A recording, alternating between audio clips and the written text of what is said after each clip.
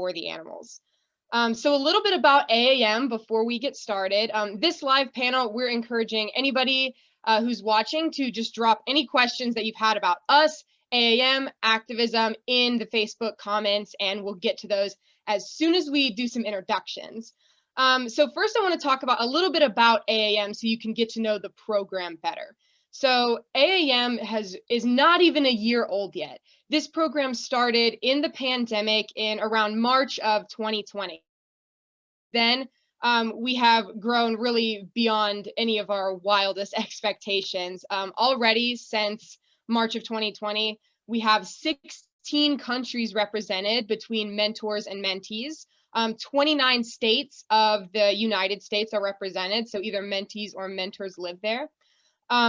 We have welcomed 5 mentees have grown to become mentors with the program. So these now mentors started as mentees in the program. They really grew as activists, and we welcome them as mentors. And now they mentees who come into they mentor mentees who come into the program.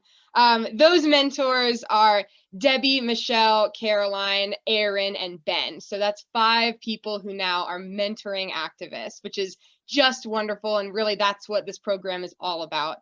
In the last couple months, we've welcomed 8 new mentors, including Julia Novak, who joins us here today. So our program is growing faster than we all could have dreamed. We've also, in the past year, done 1 in-person tour of the Southeast United States, where mentees, mentors, and people who aren't even associated with the program, but just felt compelled by our actions and wanted to join us for the day or for a couple days, did a lot of their firsts. So they've done their first vigils, disruptions, protests, speak outs, chant leads. The tour really helped a lot of activists grow in their experience, which is just wonderful and really something that we're so glad to have come out of the program. We've also done around 30 online events. So AAM puts on workshops through Zoom, as well as Facebook Lives and panels, things on YouTube, that sort of stuff. So just since March, we've done around 30 of those, which is just incredible. We also have a couple upcoming workshops. Something that you all should look out for in the near future is our workshop, Vegan Companion Animals. And that's going to be on the 28th at around 6:30 Eastern Standard Time. So there, a couple of our mentors are going to be talking about the possibilities and addressing a lot of the questions that come with raising companion animals who eat vegan. So that's going to be very interesting. I'm definitely looking forward to that a lot. We also have a workshop about vegan kids, where some of our mentees who have human children are going to talk about how to raise them up vegan in a world that isn't vegan. That's something else I'm very excited to look forward to. AAM also does a lot of collaborations with different campaigns. So I'm going to actually throw it to our mentors here to talk about a couple campaigns that we're collaborating with. So Annette, if you want to address the campaign Signs for Change that we've been collaborating with. Hi, everybody. Thank you for joining us today. So you can join our Signs for Change on Facebook. It's a group page. And what we do is we release a sign we try to do it every week. Some last for 2 weeks, depending on the sign and how much we've been posting on Facebook. But we create a sign, and the last one we had was our New Year's resolution is defend the animals. And what we encourage people in the group to do is to either take a photo with the sign and then write a caption regarding the sign. So defend animals for New Year's. So for example, I shared the picture and then I put in the caption that, it's a new year and it's time to make some changes. Why not make the change to stop consuming animals and start defending animals, and to I promoted the Veganuary challenge, and I also put some links on my post that people can link on to go ahead and start the vegan journey and, stop consuming animals. So, but every week we have different signs, and then we encourage people to go ahead and share and use the hashtag Signs for Change. And that way we promote veganism and the message and try to get people active through social media. All right, thanks, Annette. Yeah, I encourage anybody on Facebook to look up Signs for Change and participate in the campaigns and the signs that they have. As Annette mentioned, there's usually one every week. It's super great to read everybody's captions and get involved with that. So definitely head on over to Signs for Change. Another campaign that AAM has been collaborating with is a Hennig Furs campaign. So I'm going to throw that over to Trey to talk all about that. Hey, everybody. Yeah. So if you're interested in pressure campaigns or any kind of activism at all, of course, we would love for you to sign up as a mentee and we can mentor you on this stuff. You can do that at animalactivismmentorship.com. Just fill out the form. So yeah, one of the campaigns we have is called Hennig Hurts. And Hennig Furs is the largest furrier in the Southeast. So we've been doing protests at all of their different locations in Tennessee and North Carolina, South Carolina, Georgia, Alabama, and Mississippi. So if you're in any of those areas and want to be a part of any of these protests, please let us know. We've been putting the pressure on that way. We've also been building our TikTok account. So the TikTok account is called Fur Free Federation, and the TikTok account is up to 30,000 followers or something like that. So if anybody wants to film a video of themselves just talking about the fur industry and why we should boycott Hennig Furs, any calls to action to call Hennig Furs or email them or leave comments on their social media, if anybody wants to do anything like that, let us know. We'll put you on the TikTok in front of those 30,000 something followers. And that's a good opportunity we can have to lift each other up and be able to let everybody be a part of this, because we need everybody. That's numbers for pressure campaigns are always helpful. You can also do a lot just as a few, but having numbers is really amazing. And Hennig Furs, they're not going to be easy to take down. So anybody that wants to be part of this campaign, please let us know. Pressure campaigns are so important. It's so important to get victories in our movement. It's so important to get tangible victories. We plant seeds and stuff like that, and that's always good too. But getting those tangible victories are awesome. So if anybody wants to be a part of that campaign against Hennig Furs, just let us know, and we'll let you know how you can get involved. Thank you so much, Trey, for talking about the Hennig Hertz campaign and the Fur Free Federation social medias that are backing that. I just want to reiterate that this live panel is brought to you by Animal Activism Mentorship. You can join our program to sign up for a free mentor at animalactivismmentorship.com. We also encourage you to drop any and all questions that you have about animal rights activism, veganism, our program in the Facebook chat below so we can get to those and answer all of your burning questions. So before I jump into some of the questions, I want to do some quick introductions so you really can meet the mentors. First, I'm going to throw it to Julia Novak to introduce herself. Hey guys, I'm Julia. I am from Virginia Beach, Virginia on the East Coast. I have been an animal rights activist and vegan for 14 years now. And throughout those 14 years, I have watched an incredible change happen from veganism being almost isolate to not heard of by most to it being everywhere now. And what I've seen consistently across the board from when I started to now is a lack of people being able to feel like they can speak up for the animals, whether it's scared that they'll be attacked or they're just not confident enough or they just don't know how to do it. And so I feel like being a part of animal activism mentorship is being able to provide those people who are already vegan for the animals, who already want to be able to speak up, provide them with the skills and tools they need to be able to take that further. Because there are so many different avenues and you don't have to be outside holding a sign, although that's great, but there are so many ways to speak up and get active that meet everyone's, comfort level, skill set. And I'm just really proud and happy to be a part of this team. Thanks, Julia. We're certainly very lucky to have you as a mentor with us, and we're very happy to have you here. Thanks for that great introduction. Annette, if you'd like to go next. All right, well, my name is Annette. I've been a vegan for a little over 5 years, active for about almost 4. My first action that I did was a cube of truth, and I just held the TV because I was scared to talk to people.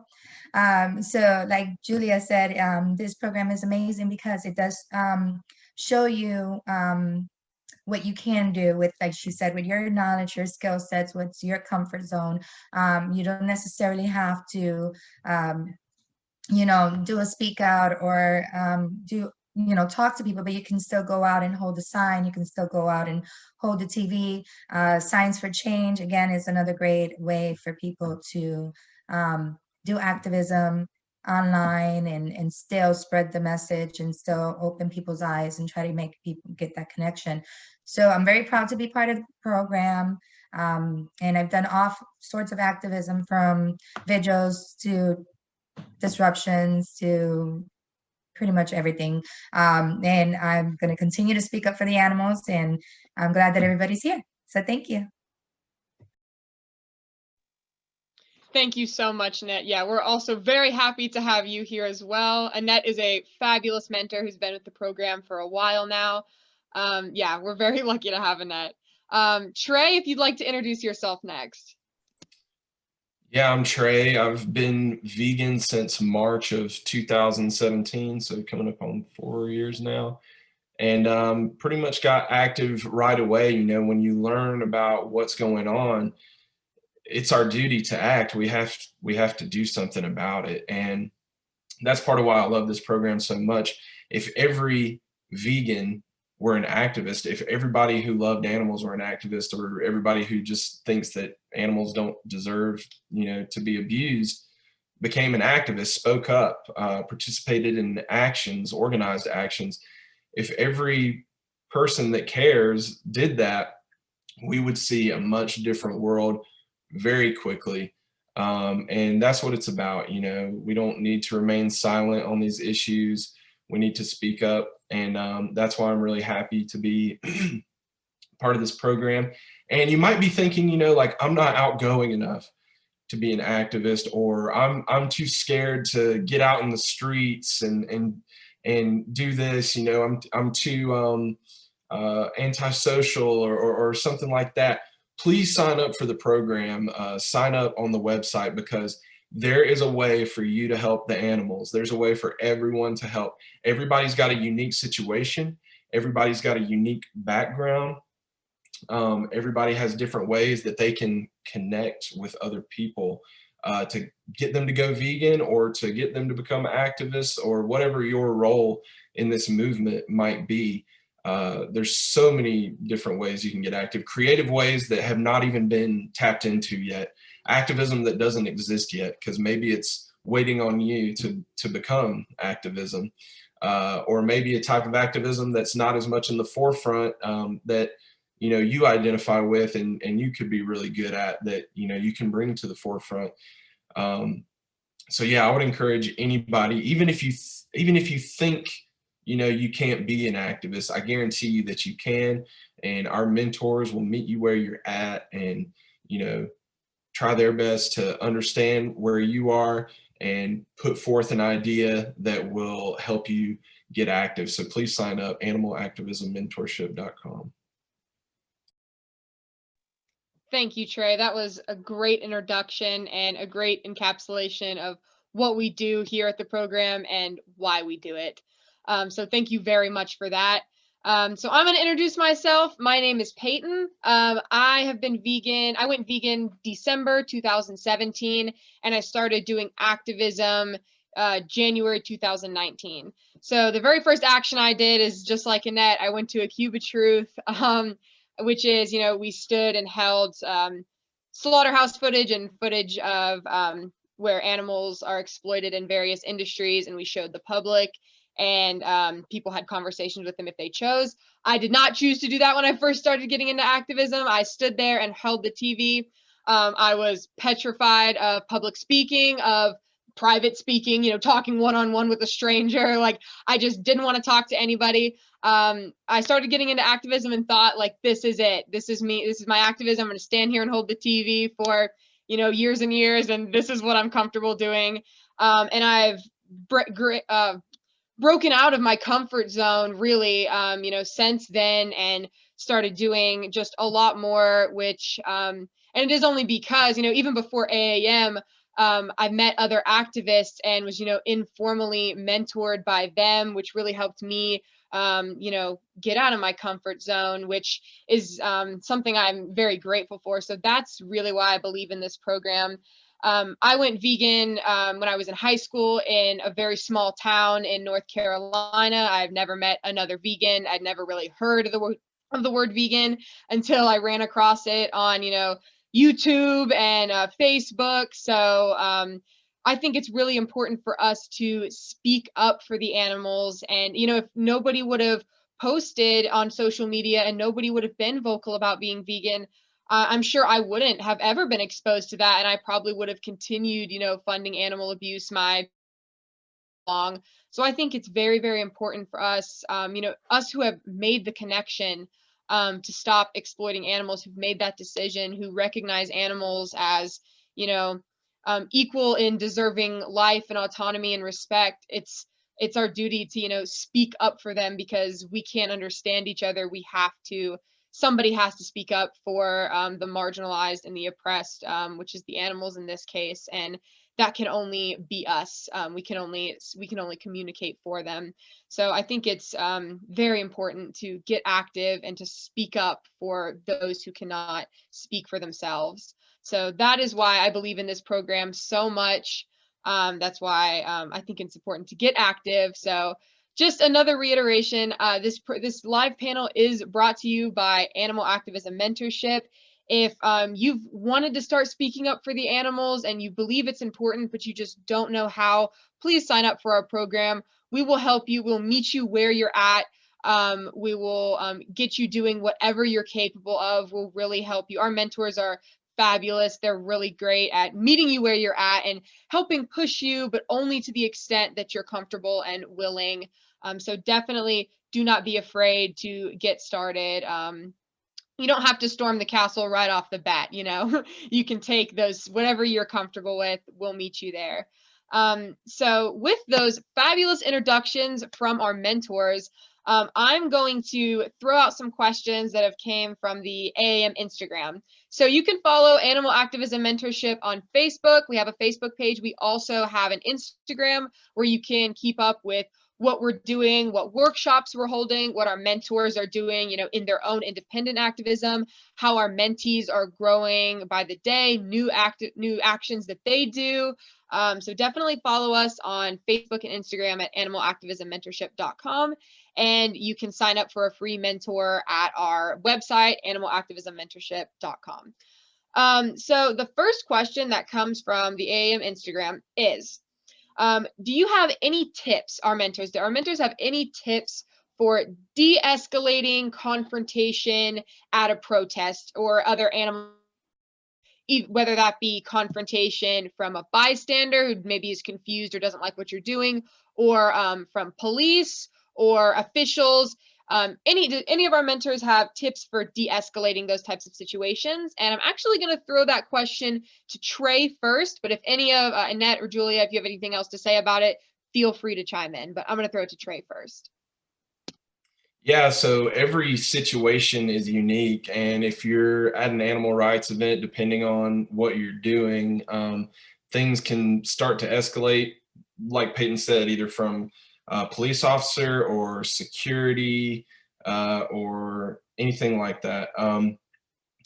If I'm doing a disruption or something like that, I think it's always good to have a police liaison. When AAM did their tour through the Southeast, one of our mentors, Christy, who's fabulous, she did the police liaison work, and she really worked hard to be able to de-escalate some situations and buy us more time to get the message across in certain situations. So I definitely recommend having a police liaison, and not just anybody, somebody who has studied how to be a police liaison, done some kind of training or something like that. If anybody wants more information on becoming a police liaison at Actions, let us know, and that's something that we can help you with. But it's always good to have a police liaison. If you don't have one, if it's a smaller group and you have multiple people doing multiple different things, I'm not an expert at being a police liaison, but something that I did in a recent disruption, Peyton was there too, is I just kind of tried to calm the security down. They were freaking out. They were trying to push Peyton into an elevator and it just didn't feel right because one of the security guards was acting, pretty aggravated. And the police officer showed up. I was just like, hey, we're trying to leave. We just don't want to go out in that elevator. And the police officer worked with us. It's not, you're not always going to get that lucky. You might have somebody who's really, demanding of you or aggressive. So you have to always remain nonviolent first and foremost. Make sure someone's filming. People watch their actions a little more when they're being filmed, if they know they're being filmed, at least sometimes, if they should anyway. Something good during disruptions as well is just saying, hey, we're leaving. We're about to leave. We're leaving. If they know you're about to leave and you're not about to do like a massive, sit in or something like that, they usually calm down a little bit if your plan is to leave. So just having someone communicating with them what's happening. And every action is different. Every action has a different goal. So it really depends. And I'll give one more quick example before I throw it to somebody else. One time I was at an outreach event and this guy just came up. He was just so triggered and offended by what we were doing, putting footage of what these animals go through out into the streets. And he was really upset. He was getting in my face and stuff like that. And, when it gets to a point, you just have to shake somebody's hand and say, hey, nice having a conversation with you, because it's not our job to beat somebody over the head with the message during an outreach event. If we're at an outreach event, we need to be speaking to people who are open-minded enough to listen to the message. And I'll give one more example. One time we were at an outreach event and there were some people holding the TVs. You do have to watch out for people who are holding TVs because they're a little more vulnerable. They can't just move away as quickly or anything like that. So if you're on outreach or if you're outside of the cube or the square or whatever you might be doing, look out for people. One time there was this drunk guy and he was like really getting up close to some of the activists and making them feel uncomfortable, and they really couldn't move out of the way, which is, it's just a messed up thing to do. He was very intoxicated. And there was an activist there. He could just tell how drunk the guy was, and he was like, hey man, I saw a police officer down there giving out tickets for public intoxication. If you leave now, you might can get away. And he just dipped off. So sometimes you can just get creative like that to try to, get activists out of weird situations. So yeah, that's something I recommend too, just being quick on your feet and trying to de-escalate as non-violently as possible and as calmly as possible.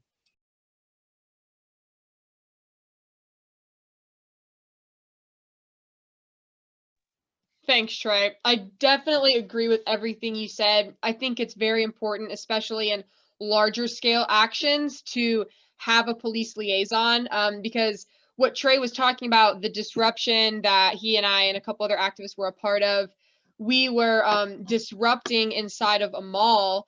I was chanting and speaking out. So if we hadn't designated a police liaison, I'm speaking in the moment, so I look like the person who, maybe like in charge, which that wasn't the case at all. But that's what, a lot of times security officers or police will always come up to you and ask, who's in charge. So if they try and come talk to me, they're going to interrupt me while I'm trying to chant, which is the point of the entire thing. So it's going to distract a little bit. Whereas Trey was, the police liaison in that situation. He was able to direct them away from me talk to them, try and calm them down, do what he did, which allowed me and the other activists to continue speaking and chanting. So we, achieved our point of all that.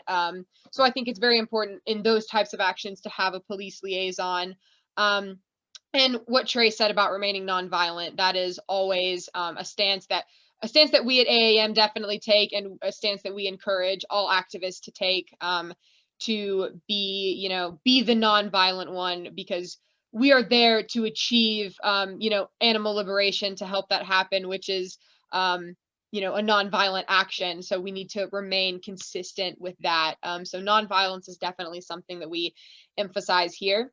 So if neither of our other mentors have anything to say about that, I'm going to move on to a question that rolled in from Facebook. So Maria Leonardi, hey, asks, how do y'all recommend pushing through the divide within our movement in order to continue our work for the animals? Thank you very much for that question, Maria. That is a great question. I would like for all of our mentors to say a little something about that, because I think that's a very important question, especially right now in this current state of the world we're in. So Annette, if you'd like to answer first, and then whoever wants to join in. Hi, Maria. Thank you for the question. Well, like Peyton said, this is a very important question. I think we all see it every day on social media, constantly. So I think one big thing, and this is the way I do it, I don't feed into it. I think the problem is, as long as we continue to feed into the drama is going to continue, and it's going to cause more and more divide. So I stay out of it. I just scroll by and keep on going, unless there's something very important that I can contribute that may try to de-escalate the topic or the issue. Then I'll chime in, and then I'll keep going. And normally when I do say stuff, nobody argues with me. It's very because I try to de-escalate. I'm not trying to put add to the fire. And I think the problem is that we are all feeding too much into the drama, and everybody's got something to say, and everybody wants their point of view to be the right point of view. And a lot of it is really personal opinion. There's certain things that has been discussed recently that should be completely not tolerated. But at the end of the day, a lot of people just have their own opinions, and it's okay to have an opinion. As long as you're not hurting anybody with your opinion, that's the key. As long as you are not hurting anybody else with your opinion, then you can have your opinion. And we just need to be wise, and we need to think about it before we comment. And we say, is this important enough for me to say something about, or am I just going to add to the division? Am I going to add to the strife? Am I going to add to the anger, the frustration, whatever it may be? And then if you feel like you're going to just add to it in a negative way, then just pull back and keep on going. Don't contribute. And that's how I feel is one way we can, address this, because we all know that animal rights people are a small group, and we can't be divided, because if we continue to divide, we're just going to continue to fall apart. And we need to be united, because we're stronger together, fighting for the same purpose, which is animal liberation.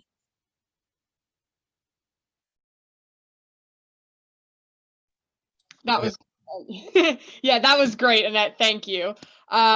Julia, if you'd like to say something next. Yeah, so another thing I want to add is that the vegan community is one of the largest growing movements. We're moving so fast, we're getting so big that, you're going to get all different types of personalities coming in. You're going to get all different kinds of people, and you're not going to get along with everybody. Not everybody's going to match up. Some people are going to clash. And I think a really important tool is, try to find the one quality that each person has that can be useful for the animals, and just focus on that. And that is sometimes enough to just kind of take it down from whatever negative or conflict they're creating. You can kind of see, well, this is what they have to bring, and if nothing else, hey, they're vegan and they're doing more for the animals than any not yet vegan is. And then, you know, like you said, if there's nothing you can do to de-escalate it, just move on, because if you're not feeding it, it's not growing, and sometimes it'll just fizzle out. Drop some facts if it's something that does need to be addressed, and that way they can do the research on their own time and make either a new conclusion if you feel like they truly are wrong, and they're spreading false information, or, you know, if they want to, there's still cognitive dissonance going on within even vegans growing, with their philosophies, with new knowledge, becoming better. I do that to this day, learn new things.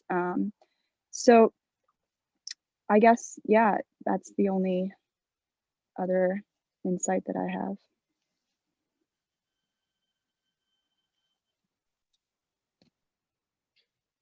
I think two of the biggest keys, one is giving each other the benefit of the doubt a little bit more, because I think sometimes we're just quick to judge what someone says because we may not even know what they mean. We may not know their background. You know, of course, if somebody says something blatantly horrible, you know, that's different. But sometimes I think things just get misconstrued. The other thing I think is just, and it goes hand in hand with the first thing, is just listen to each other a little bit more. Let's just listen to each other a little bit more. Sometimes, especially over social media or text, or something you're reading, it can be really easy to misinterpret tone. I've had just yesterday, I was outreaching to a vegetarian online, you know, trying to tell them why the dairy industry, you know, was bad and why the egg industry was bad. And, you know, through comments, they were getting really upset with me and saying like, oh, you're the reason everybody hates vegans and you're so judgmental. And I really was not coming from a place of judgment at all. I don't have any place to judge anyone. I consumed dairy for 27 years of my life. But, you know, I just opened up Messenger and sent this person a voice message so that they could hear my tone of voice. And I said, hey, I wasn't coming at you from a place of judgment. It's nothing like that. You know, I'm sorry if you took it the wrong way. I'm just trying to explain to you, you know, that the milk is not ours. It's not yours to take. The eggs are not they're not ours.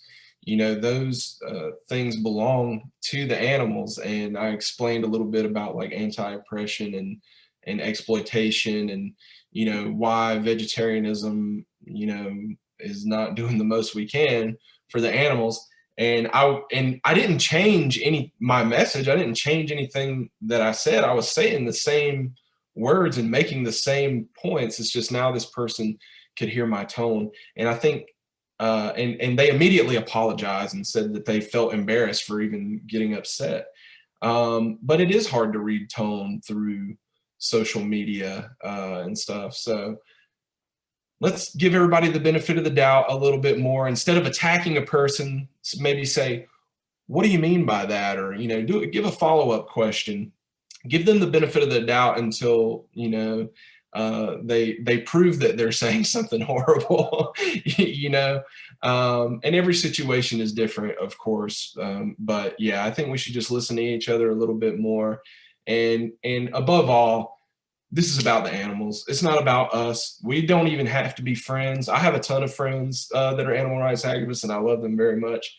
But we don't have to be friends. We just have to, you know, get along and work together well enough to make a difference for animals. That's what we need to do. There was this one person, I'll say one more thing. We got in a disagreement about a vegan issue, and, you know, we had a discussion, and, you know, I would never unfriend someone over like a small disagreement, but this person got upset and unfriended me, which is fine. But, you know, we're both in a rescue Facebook group together. And, you know, if there's an animal in need in South Carolina where I am, she would still tag me. If there was an animal in need where she was, I would tag her, and we still work together to help the animals. We put our differences aside. And I think that's a really good representation of, what we should all be doing. It's about the animals. We have to put them before our own egos. So yeah, that's what I would say. Listen to each other, give each other the benefit of the doubt, and remember the animals. Thank you so much, Trey. Those were really great points. All of our mentors answered this question beautifully, in my opinion. I'll add just a little bit what I think, which is basically just kind of reiterating what everybody else has said. I have no place to judge anybody. I consumed animals, I wore animals, I have even killed and eaten animals myself, for 17 years of my life. Um, and so I don't have any place to judge somebody else. I have to come at other people with a place of a stance of justice and compassion, and give people the benefit of the doubt.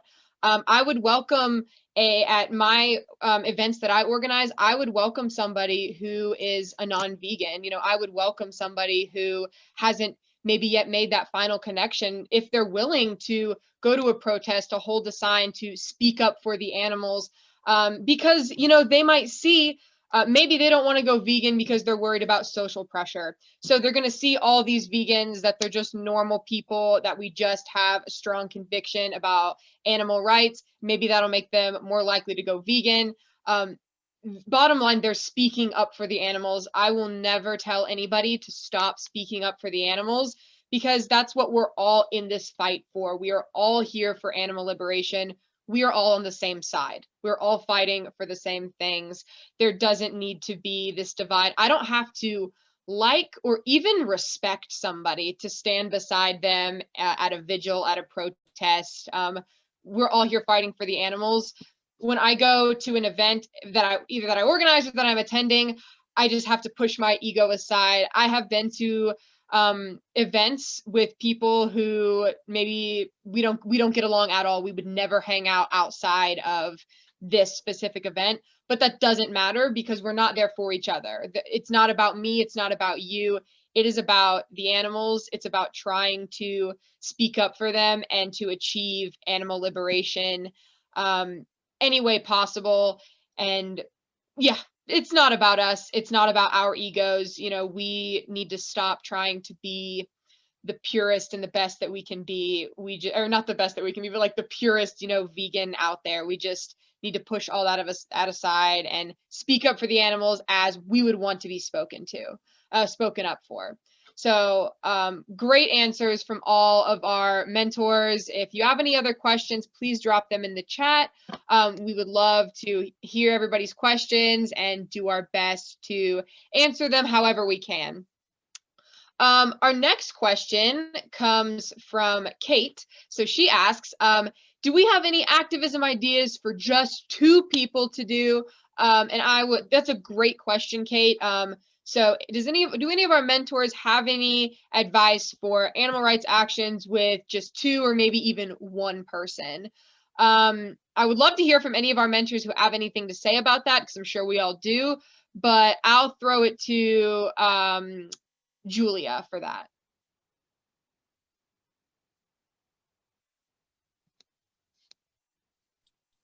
I think Julie, oh, there she is. All right, I'm so sorry. I had an emergency text come through, but can you repeat it for me really quick? Oh, of course, Julia. So Kate asked, do we have any ideas for activism with just 2 activists, 2 people, or even just solo activism, 1 person? Yeah, so leafleting is really great. Even just when you say you go into your like a grocery store or like a cosmetic aisle, say even at Target, if you were just to stand there for 15, 20, 30 minutes, an hour, anyone coming through, you can, PETA offers free leaflets that you can get by the hundreds if you're so, if your aspiration is that big. Otherwise they'll send you less. But to stand there and be like, hey, did you know some of these companies, they test on animals? Here are the ways they test on animals, and here are the companies that they sell here that don't test on animals. Can I leave you with one of these? So you might be able to consider looking through your options and making a compassionate choice. There's also stickering. So with this only takes one person. You know, again, you can get some of this stuff from PETA, and I know there's others as well. They'll send you it free, that you can put on different products in grocery stores to let people know what they are consuming, or some of them have a link to that they all have to scan for savings, and it'll go straight to a video of slaughterhouse footage. And so all it takes for a protest, for an effective protest, is really two people. I've done effective protests for zoos or fur, for rodeos. One person's chanting, another person's there to give information and talk to people. So really, 1 and 2 people can take you very far in almost any type of activism, especially two, 1 person showing, 1 person speaking, and 1 person there to talk to anybody who needs information. That's all I can think of at the moment, but. That was a great answer, Julia. Thank you so much. I know a lot of us, you know, aren't working with a ton of numbers in our local areas. So that was a very great question and a very great answer, Julia. Annette, I know you have some things to say about this, so go ahead. All right. Great ideas from Julia. And I think even like doing chalking, go to your local park, go to a public area that has a lot of heavy foot traffic, and just do some chalking, and again, leafletting. You can, I mean, you can do protests anywhere with just 1 or 2 people. You can get signs from PETA. Again, like Julia said, you can make your own signs. Go stand in front of a grocery store with your signs up, and just spark conversations with people, and talk to people. But you don't need 15 people to do a disruption. You don't need 10 people to do a protest with signs. It's just a matter of you and the other person getting people to talk to you and to see the message and have conversations and give out information. So anything is possible. You can do a 2-person disruption in the supermarket if you want to. Certain times I wouldn't recommend doing them by yourself. I always recommend at least for 2 people to be there, just for safety and, you know, things like that. But I mean, if you feel comfortable going into your local supermarket by yourself and doing a disruption, go ahead. I've seen plenty of people do that. I've seen people go in and speak out for the animals alone and walk right out and have great conversations with people. And so whatever you feel comfortable with, but 2 people going in and doing a disruption, holding up signs in front of a McDonald's, doing some chalking, leafletting, yeah, those are great options. So. Thanks, Annette. Yeah, those are all great options for solo activism, or, you know, 2 people activism. I'll add a couple examples that I just thought of. Something I have a megaphone and I'll carry it in my car with me. And if I'm sick, I'll just like roll down the window and say some animal rights stuff out the window for the people in traffic to hear. So that's something you could do all by yourself. You can also, like everyone said, about leafleting, stick leaflets wherever. Sometimes I'll, like, you know, sell things online, like on eBay, and in my package I'll always include some leafleting, some leaflets, some stickers, some information, you know, for the people who get the item. So that's a great way. You can do, as Annette said a little bit, you do want to have some situational awareness.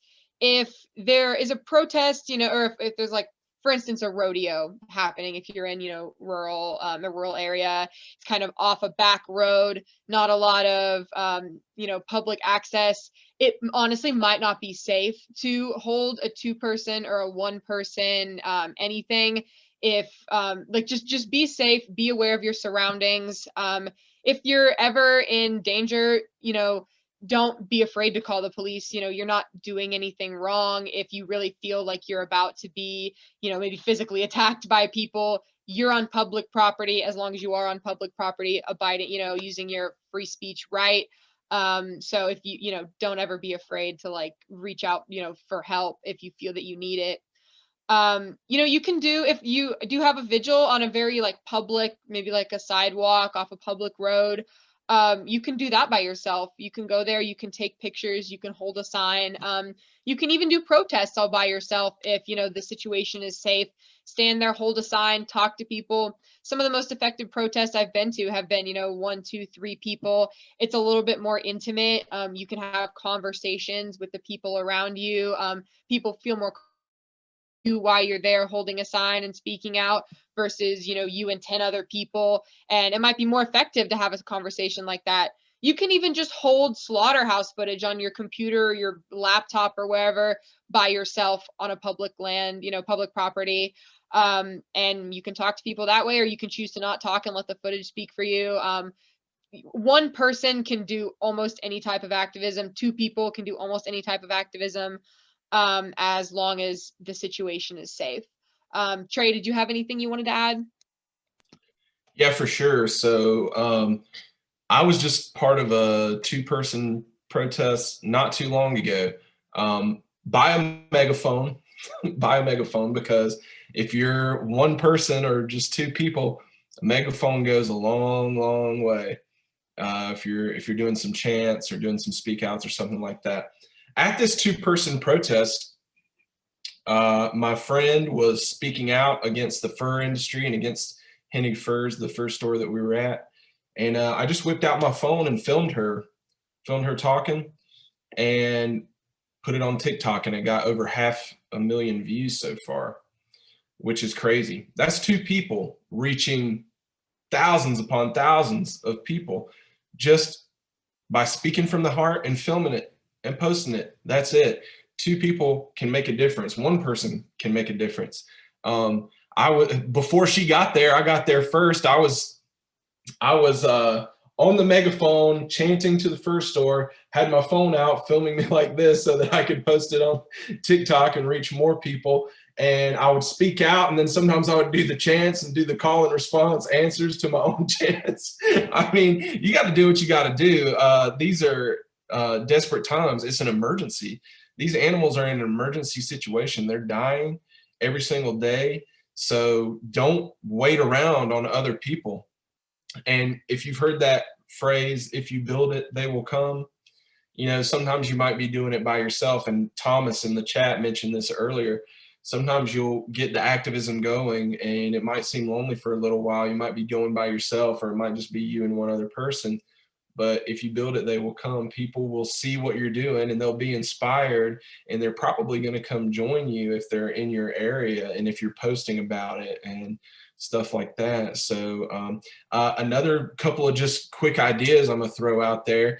If you've got 2 people and you've got 2 TVs, stand beside each other in the street, have 1 TV play sanctuary footage of happy animals, have 1 TV play slaughterhouse footage of animals or animals being abused in labs or wherever. And, just put a sign in between you that says, which world do you choose? And talk to people when they come up, something like that. Another thing you can do if you've got some time and if you've got a vehicle, go around to like some drive-throughs. This is something I've been wanting to do for a while, but just haven't gotten a chance yet. But just go around to like some drive-throughs that serve animal flesh and secretions. And, if you've got a sign, or if you've got a TV, or if you've got somebody in the back that can like put up a screen up against your back window for the people behind you to see, go get in a really crowded line at Chick-fil-A or something and put chicken slaughter footage on a TV and just press it up against the back, and whoever's about to order their chicken has to look at their victims for an extended amount of time, and maybe put a sign up next to it that has information about how they can change or something like that.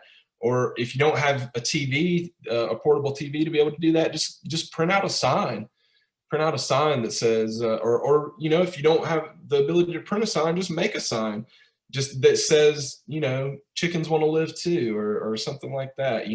That's something you can do all by yourself. All you have to do is drive around different drive-throughs, go order a cup of water and sit in the drive-through, and then go to the next fast food restaurant next door and sit in the drive-through there, make your rounds.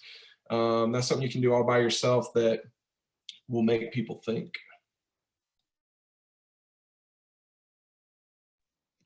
Thank y'all. Thank you, Trey. Those were some great ideas, Trey. I actually really like the idea with the two signs, one with slaughterhouse and animal exploitation footage, and the other one of sanctuary footage. I actually live and work at an animal sanctuary in Hendersonville, North Carolina.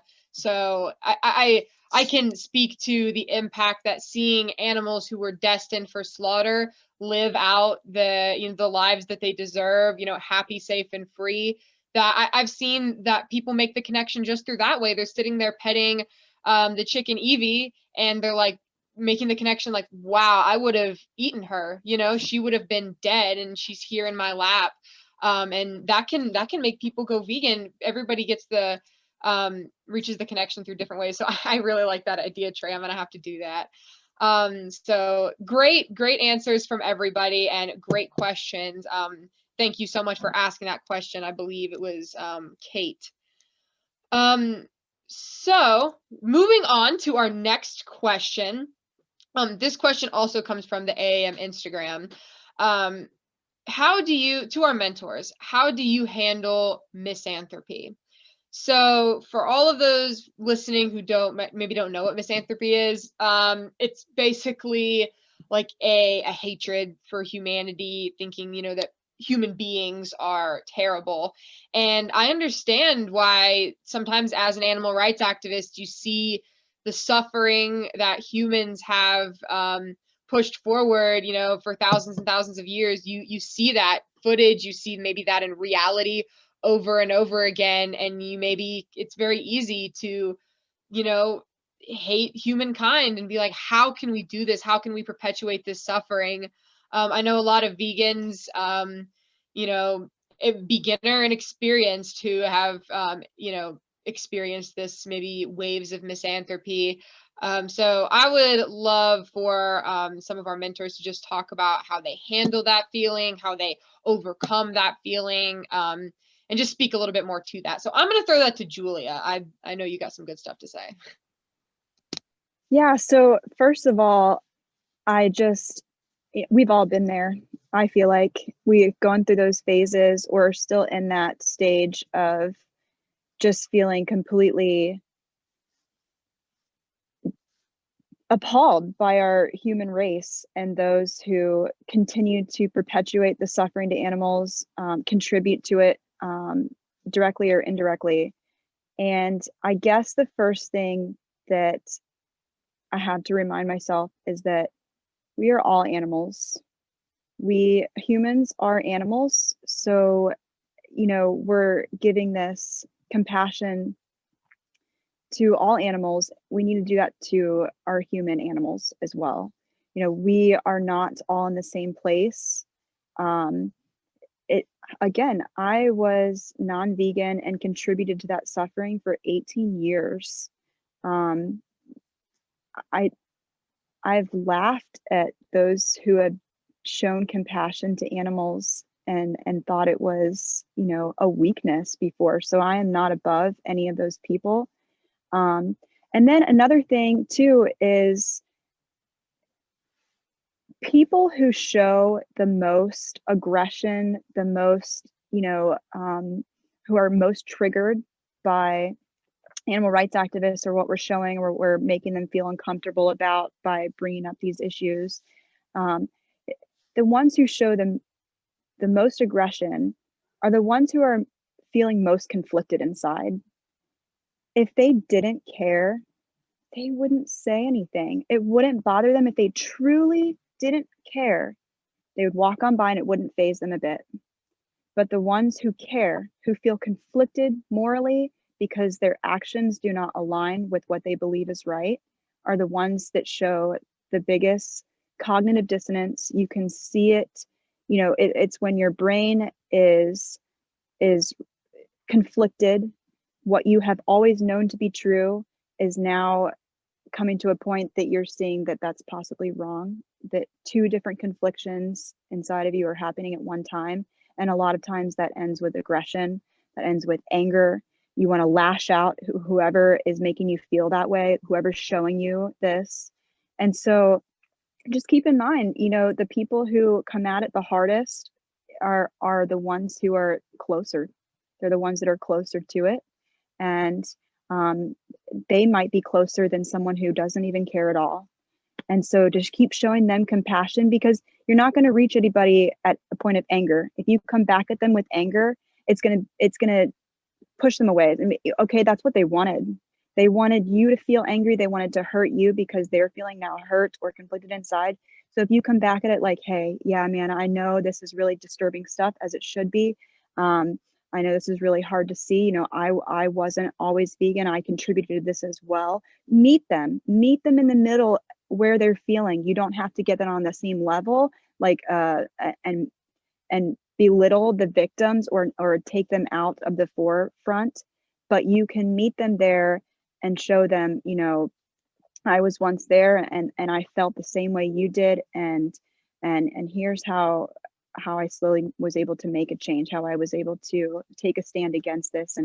And you'd be surprised. I have met people like that who have just, I thought, wow, they're never going to be vegan, and why bother? Why bother? And just throw them off, or send back an equally as jabby sarcasm to just shoo them away. But instead met them where they were at. And you'd be surprised, to this day, I've met people who went vegan or plant-based at the least. And that would be my take on how to handle hating people or feeling like, you know, there's no hope. Just remember, we're all animals and we're all coming from different places, and those people are closer than you think. Yeah, I think those are great points. I would say a couple of things. Number one, remember that it's going to take humans to change how this world is.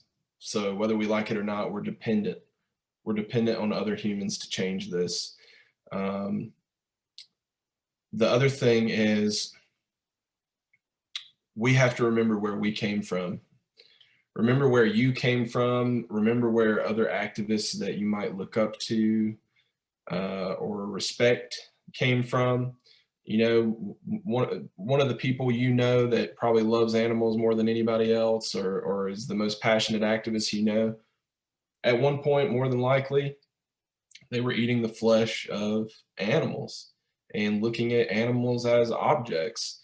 Me in particular, I mean, I even had a dog that I didn't even really like very much, which is crazy to think about now because I have 2 dogs and I love them so much. And veganism is not about loving animals, it's about justice. But yeah, I mean, I was a leather wearing, flesh eating, secretion consuming person for a long time. And I didn't give animals the consideration that they deserved. You know, nothing I can do will make up for all of that and what I did, but I have come a long way. I've come a long way from where I was at, and other people are going to come a long way too. We have to give them the opportunity. I'm not saying that we should waste our time on people who are not receptive to changing, but this is part of why I love AAM so much too. You take those people who have already made that connection with veganism and with, you know, not harming animals, with an anti-oppression stance, and you say, hey, we need your voice, speak up. And that's what I love so much about AAM too. So, you know, encourage others to get active, and that, you know, like the really amazing, you know, vegans or just people that love animals or care about animals, encourage them to become activists. And you can either refer them to us, or if you think you'd be a good mentor for that person, you can encourage them and you can be their mentor, you know, or whatever you need to do.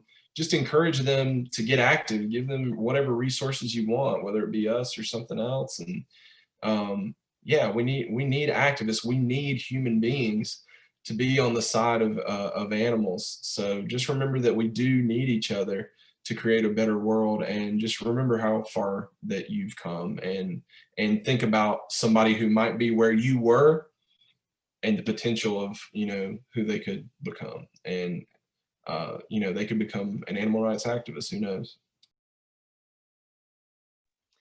Wow, thank you both for those really, really perfectly worded and beautifully put answers to that great question. Yeah, thank you all for that. Trey, I really liked what you said when you mentioned that, you know, veganism and animal rights is not about compassion or loving animals. It is really about justice. So I really love that point. You know, you don't need to love animals to think that they deserve the right to life. You know, you don't need to love women to think that they are equal to men. You know, it's about justice. However, when talking to human beings, we have to have some empathy for them and some compassion for them and their choices, because we made those same exact choices just at different points. So that was a great point, Trey.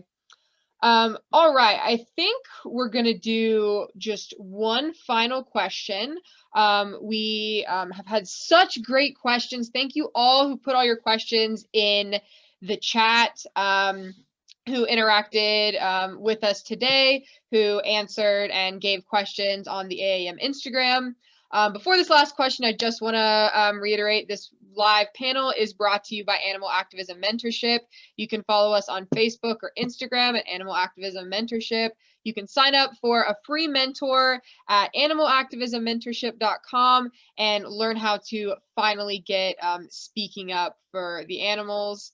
And you can join the Facebook and the Instagram and ask questions there. You don't even have to really join the program to just ask questions if you want to hear more from our mentors on the panel, or any other mentors that we have. We have about 30 mentors currently. Some of them, you know, wouldn't be able to be here today, but interact with us through there. So thank all of you for being active. Let's see, I've got a couple more questions. The best one to ask. Okay, this one is great. This one comes from Stephanie. So she asks any tips on how to organize vigils. She mentioned vigils and animal transport. A lot of the big organizations like Animal Save Movement are farther from her. I would love to hear from all of our mentors. I know a couple of us live not necessarily near a big city. So if there's not an animal rights organization that's close to us, or maybe we just want to organize stuff on our own, if we could give any just really brief tips on how to organize anything, any vigils, you know, disruptions, protests, transport, stuff like that. Julia, I know you have a lot of experience with vigils, so if you want to give some highlights on how to organize those for our friend Stephanie, that would really appreciate that. Yeah, of course. So first of all, so I run Smithfield Pig Save, and you know, when I was in the same place looking to join a vigil, start one, and so I reached out to the Save movement, found that Smithfield Pig Save was the nearest one. It had gone inactive for multiple years, so I was able to pick that back up and get it going again. And the first thing I did was find a location, the slaughterhouse. And then I looked at the laws, looked at where we were able to be publicly, legally. Those are very important because these big corporations, these big companies, even smaller ones, you know, they don't want you there. They don't want you showing the footage. And so to know where you can legally be, get in contact with the law enforcement in the area, let them know your plans of going out there, getting started. You want them on your side. They almost always will be on your side, even if they don't agree with what you're doing. They're there to protect you. And then, you know, getting together some signs, the Save movement will help with that. There's liaisons for every Save movement, whether you want to get started or whether there's already a chapter. You can get in contact with them and they will help you further that. So whether there's one already or if you want to start one, getting in contact with the Save movement to find out your next step with that would be my best suggestion. Yeah, and I know transporting animals was mentioned. If you think that you might be somebody who wants to transport animals, you don't have to have a big truck and a trailer necessarily. There's always small animals that need to be transported. So there's a Facebook group that's actually part of Animal Liberation Action Squad. It's called Emergency Vegan Action Squad. If somebody could put that in the chat for me, or I'll put it in there later. Emergency Vegan Action Squad. Join that Facebook group. There's always somebody that needs to be transported. People make posts about animals in need in their state or wherever they are in the world. It's an international group. So and if you're trying to help an animal, maybe you can post in there as well. But transporting animals is great. A lot of times there's a rescue lined up and everything's there, but then just the transport falls through, and that's bad news for that animal. So just taking that animal from point A to point B, I mean, can be saving a life, So I mean, if you've got a vehicle, or if you can rent a vehicle, or if you have the means to transport animals, yeah, please do that. That would be amazing. Yeah, Emergency Vegan Action Squad on Facebook. You can join that group, and I think Peyton's going to talk a little bit about protests. Yeah, so when organizing a protest, you don't need a ton of people, as we've all mentioned. A few, whether it's just you or like 10 people, there are some things you want to keep in mind universally. Just briefly, a couple steps that I always make sure to take. Make sure you're on public property when doing a protest, so nobody can tell you to leave. You can stay there as long as you want. So research. So a good resource, at least in the United States, for looking up property lines is a tax assessor's website. A tax assessor that you can just find like private and public property lines, usually all around. So that's a great resource. If you are trying to make a larger protest, Facebook, utilize Facebook, make an event page for it, and invite all of your friends in the area. Do not be afraid to invite people. As Trey mentioned, if you build it, they will come. So if you're doing the hard work of organizing, people, maybe don't mind standing there holding a sign. For protests, as Julia mentioned, it's also, so for example, I organized a protest in my hometown for a rodeo. A while back. I'm from a very, very small town. People don't even know the difference between vegan and vegetarian, let alone they've never had a protest of any kind come there. So I was getting a lot of hate for it online by the rodeo people. So I did call the police, let them know that my intentions were to be 100% peaceful, were to stay on public lines. And I also checked to see if there were any sound ordinances in the area so I could use a megaphone and chant and speak out. And they were cool with everything. They knew we were going to be there. They okayed it, so nobody could do anything. We were free to use our, First Amendment rights. So that was great. I do want to add that. Oh, first, before I add this next thing, if you are organizing a protest that has, more than just a few people, briefing and debriefing people are very important. People who may not have participated in a ton of protests. Talk to your fellow activists about safety, how to, safely protest, how we, if your stance is you're maintaining nonviolence, definitely make sure everybody is on the same page. If, your stances on, interacting with the public, if your goal is to not talk to anybody for whatever reason that may be, make sure everybody's on the same page. Let everybody know if they do feel unsafe, to let you know, and you will take action, whether that means calling the police or whether that does mean leaving. Make sure everybody's comfortable, make sure everybody knows who the police liaison is if that's taking place. Just make sure everybody is comfortable and on the same page, especially if those are not totally experienced activists. So I also want to mention that protests are much more effective when part of a larger pressure campaign. So I know we've talked a little bit about the Hennig Hertz campaign that AAM is a part of. We do protests along the southeast at Hennig Fur locations. It is always more impactful when you're more consistent with a protest. So when you don't just do if you're trying to get an organization shut down, not just doing one protest one time that can easily be brushed off. You want to make yourself known. You want to make sure that they know that you are a presence, that you are going to be consistent, that you are not going to back down, that this is not something that you're just going to do one afternoon, that this is something you care about and you're going to be consistent with it because you know that what they're doing is morally wrong and reprehensible. So you're going to keep speaking up for the animals. So if a protest is part of a larger pressure campaign, it's always more effective. I know just if you want to get become part of a pressure campaign, join, the Fur Free Federation, see how you can get involved with Hennig Hertz. PETA also has a pressure campaign going against, Urban Outfitters and Anthropology, trying to get animal fur, skin, hair removed from their shelves. They also have the Exxon Mobil pressure campaigns going on, trying to get Exxon Mobil to pull out of the Iditarod. They fund the Iditarod. They contribute to it. So that there's always PETA is a good resource if you want to look up, how to get involved with pressure campaigns, or you can start one of your own. This is what we're all about at AAM. Do not be afraid to take charge, to be a leader, because the animals need more leaders. They need more people taking charge and speaking up for them. So if you need advice on how to start that, this is what AAM is here for.